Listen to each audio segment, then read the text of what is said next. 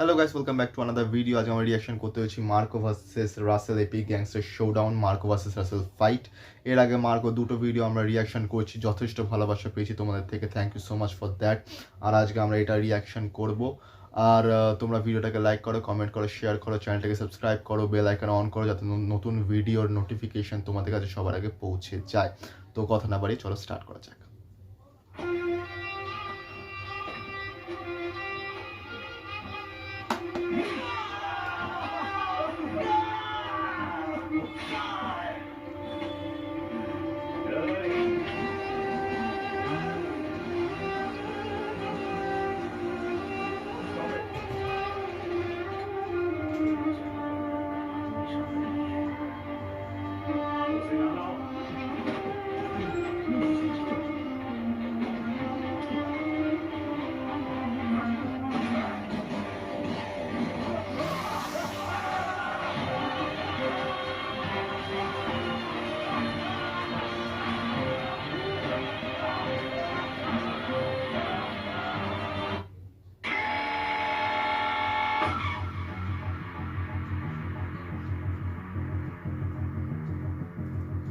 আচ্ছা, এর এক্স্যাক্ট অডিওটা ব্যাকগ্রাউন্ডে চলছে না, এটা একটা 8 ব্যাকগ্রাউন্ড মিউজিক চলছে।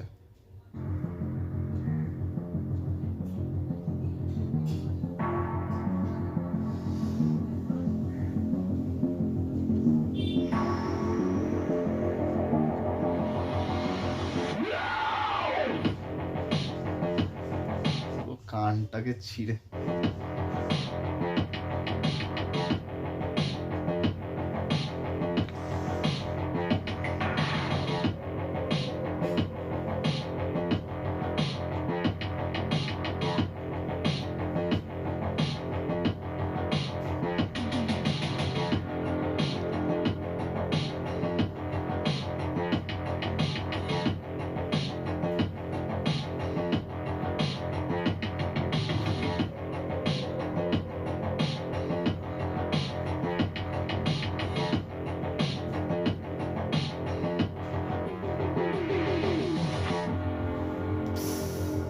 পুরো কুনুইর হাড়টা বার করে দিয়েছে।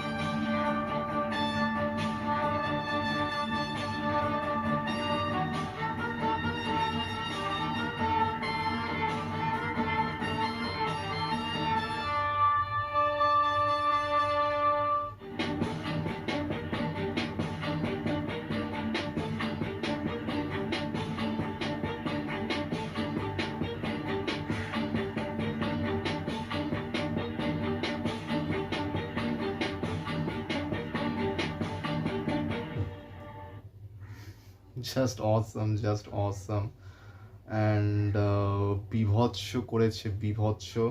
অ্যান্ড এই ফাইটিং সিনটা মাঝে মাঝে গ্লিমসও দেখা যায় ইনস্টাগ্রাম আর ফেসবুকে, যথেষ্ট ভায়োলেন্স এবং যথেষ্ট, মানে ওর হাতটা কেটে দিচ্ছে তবু ওর মধ্যে কোনো ভয় নেই, কোনো সেন্স নেই, মানে সেন্স বলতে কোনো ইমোশন নেই।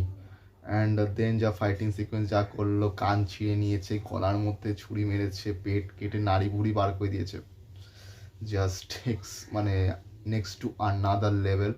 আর সত্যি 30 কোটি টাকার বাজেটে একটা মুভি এরকম বাজেট, মানে এরকম মেকিং করা দেখে মনে হচ্ছে 100-150 কোটি টাকা বাজেট হবে, কিন্তু আসল বাজেট 30 কোটি টাকা। এবং 30 কোটি টাকাতে একটা